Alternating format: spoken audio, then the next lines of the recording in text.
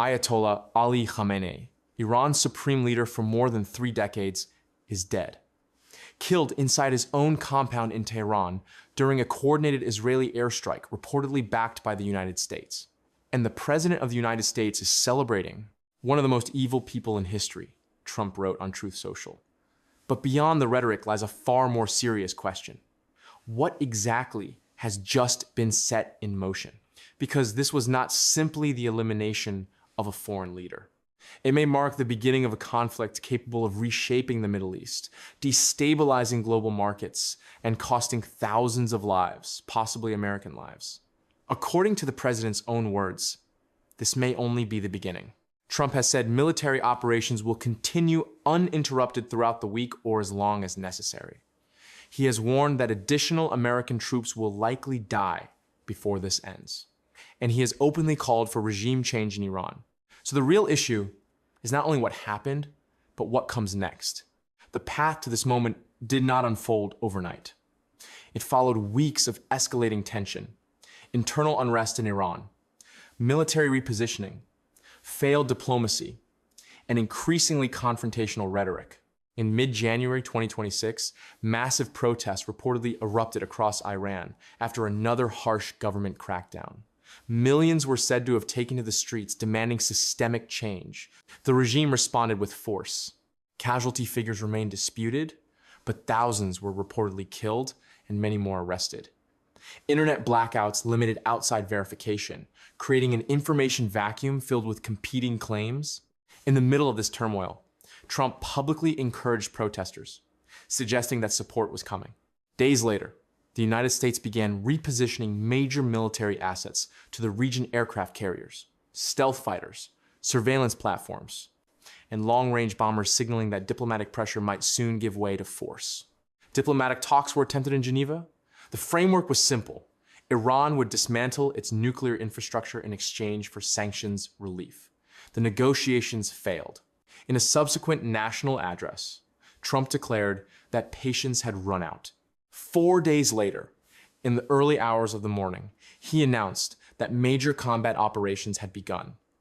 What followed was not a limited strike, but a coordinated decapitation effort. Intelligence services had reportedly tracked Khamenei's movements for months. Believed to be sheltered in a hardened underground facility, he rarely appeared above ground.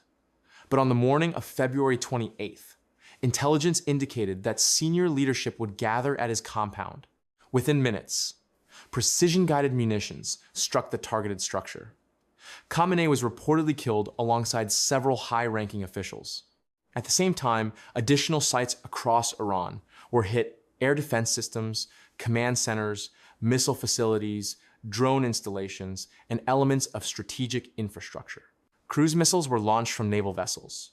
Stealth aircraft penetrated defended airspace. Electronic warfare systems disrupted communications. By sunrise, Iran's leadership appeared severely damaged, and its command network disoriented. Yet eliminating leadership does not automatically eliminate a regime.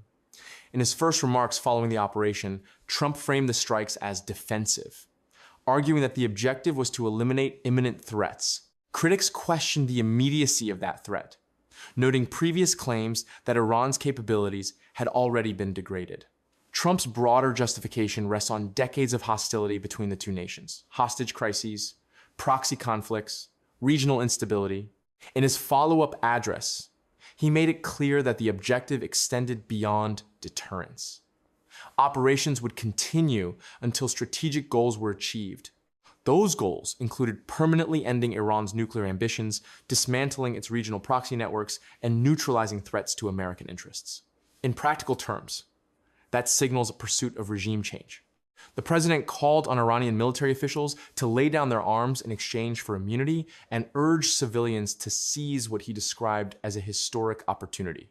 He appears to be betting on internal collapse that the regime, weakened by leadership loss and public unrest, will fracture under sustained pressure. Initial reactions inside Iran were mixed. Some reports suggested celebrations among opposition groups, while others showed mass mourning organized by state institutions. Within hours, retaliation began. Ballistic missiles and drones were reportedly launched toward American military installations and regional allies. Proxy forces across neighboring countries mobilized. Civilian casualties were reported on multiple sides, including tragic losses that risk fueling further radicalization. Global markets responded quickly. Oil prices surged amid fears that the Strait of Hormuz, a critical choke point for global energy supply, could be disrupted. Even the possibility of closure threatens inflation, supply chains, and economic stability worldwide. Whether this strategy succeeds depends on several assumptions. First, that the regime is too weakened to survive. Second, that the Iranian population will rise decisively against remaining hardliners. Third, that military factions will fracture rather than consolidate. There is evidence supporting each possibility, but there is also significant counter-evidence. Iran's political structure contains mechanisms for leadership succession. The Revolutionary Guard remains deeply entrenched and ideologically committed. External attack can unify factions rather than divide them. History offers cautionary examples of regime decapitation leading not to rapid democratization, but to prolonged instability. Military force can remove leadership, but it does not automatically create political legitimacy or stable governance. Several plausible scenarios emerge. In one, the regime collapses under internal pressure, opposition groups organize rapidly, and a transitional authority forms. Negotiations follow, nuclear ambitions end, and Iran's political orientation shifts dramatically. This outcome would require unified opposition leadership, rapid institutional stabilization, and restraint by external powers.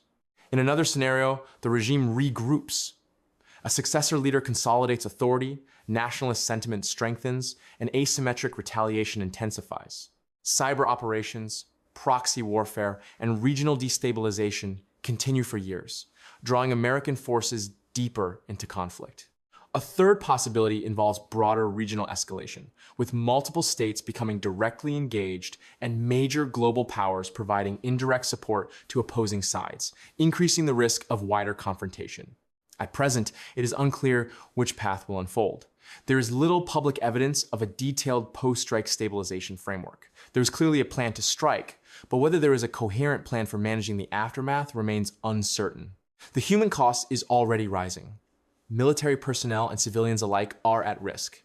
Economic consequences are spreading beyond the immediate theater of operations. Energy markets remain volatile. International legal norms are being tested by the targeted killing of a sitting head of state, raising questions about precedent and reciprocity in global politics. What happens next will shape not only regional stability, but the strategic posture of major powers for years to come. If the gamble succeeds, it could redefine interventionist doctrine and shift the balance of power in the Middle East. If it fails, it risks becoming another prolonged and destabilizing conflict with far-reaching consequences.